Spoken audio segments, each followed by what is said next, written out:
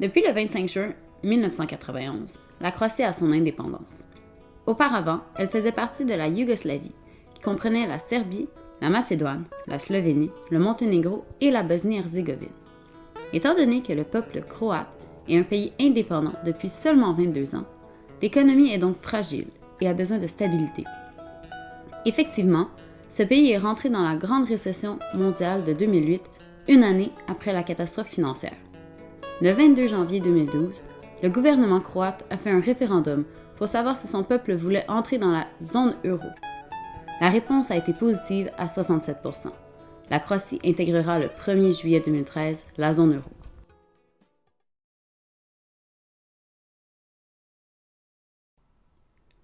Afin de connaître les impacts de l'intégration à l'Union européenne, nous avons rencontré Vojko. Depuis 3 mois, cet homme travaille au marché de Trogir. Il nous explique les conséquences de l'intégration dans sa vie personnelle et au niveau local. J'aimerais acheter local, mais si les produits sont moins chers ailleurs, je les achèterai. Ça ne me dérange pas. Nous sommes un pays traditionnel. Plein de gens viendront ici et diront « Ceci m'appartient ». Ce serait quelque chose que nous allons perdre. Quelque chose nous appartenant, notre personnalité croate. Nous avons nos valeurs, notre langue, nos lettres. Ce n'est pas comme avant. Je crois qu'en entrant dans l'Union européenne, il y aura plus de taxes et de problèmes. Être dans l'Union européenne ne sera pas facile. Maintenant, ce ne l'est pas. En particulier dans la zone euro. Tu vois ce qui se passe en Grèce, en Espagne, en France, en Italie. On veut s'y joindre, mais pourquoi? Nous sommes des gens fiers et nous n'aimons pas cela. Mais les politiciens, ils ont leur propre opinion sur la zone euro et ils ne nous demandent pas. Il y a quelque chose qui pue dans l'euro. Pour clarifier notre compréhension de l'intégration de la Croatie dans l'UE, nous avons interrogé Mate Pazinin. Ce propriétaire d'appartement nous dévoile sa vision de cette intégration au niveau des personnes qui possèdent des entreprises, comme lui, dans le domaine de l'hôtellerie. We can maybe know what has happened in the countries that entered the European Union before. Life maybe will be cheaper in here. My job, I will be less gas from Russia, China, and so on, and that's it. Maybe for my business that is not very good, but it's like that. I tell you, there are many things that probably will be different as Croatian law is changing on the 1st of July. Lots of tax politic, but for one thing it will be more bureaucracy and some things that we had in tradition I think will be stopped. Now when they open the border, working border, some people maybe will go outside of Croatia to work. Generally people when they came into Croatia they do not know still that the war is finished 20 years ago, and maybe because when you say that we are a European Union now, well, maybe will people know that we are a very safe country, maybe even safer than some countries in Europe. We still do not know what we will have and what we will not have from the European Union. If they make a good negotiation, then we could be better in economy. But if they do just, if they weren't no good in negotiation with the European Union, that it will be much worse, I think.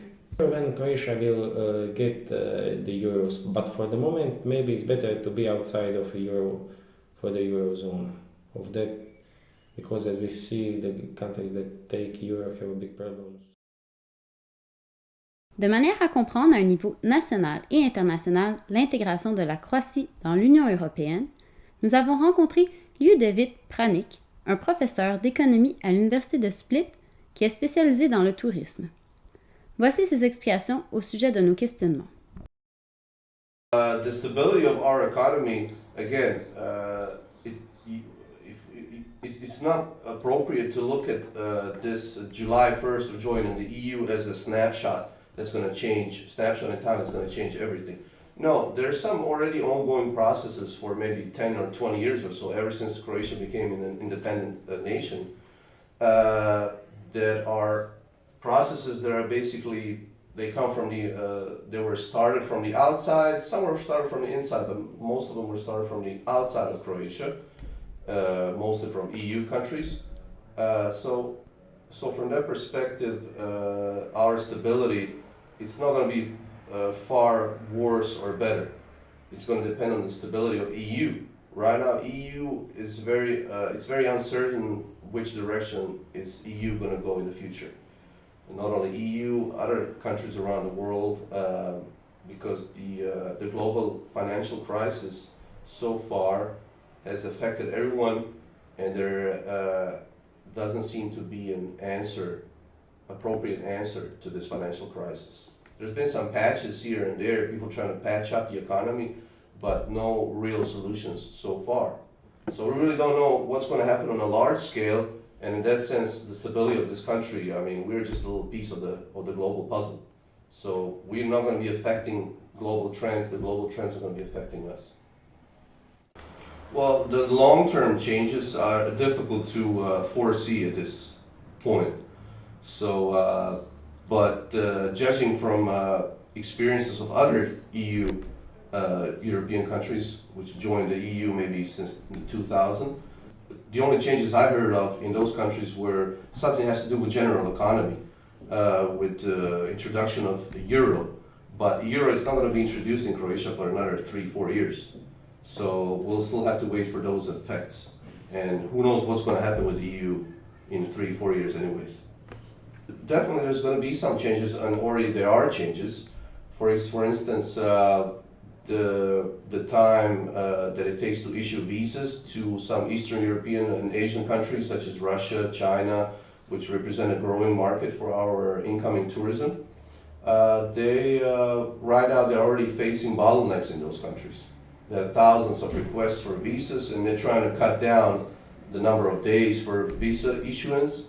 Unfortunately, it's still, I would say, 5 to 6 days at best, which may not seem like a lot, but for a country like Croatia that really needs foreign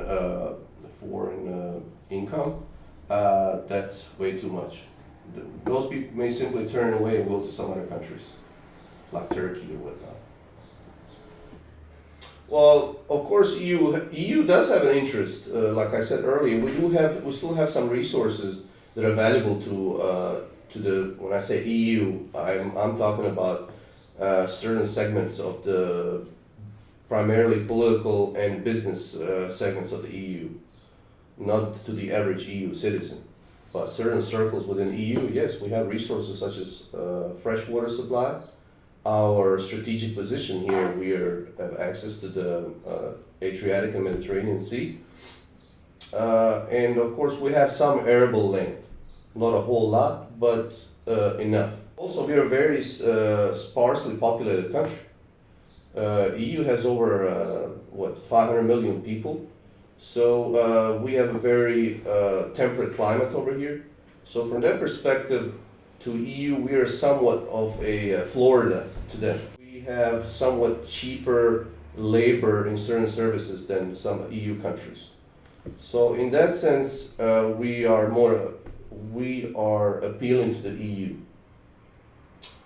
But on the other hand, we simply have no choice but to join EU, because to stay outside of EU will have grave political consequences. And of course economic in the end too. But our primary reason for joining EU is not economical, it's political. We want to get away from the unstable so-called Balkans region.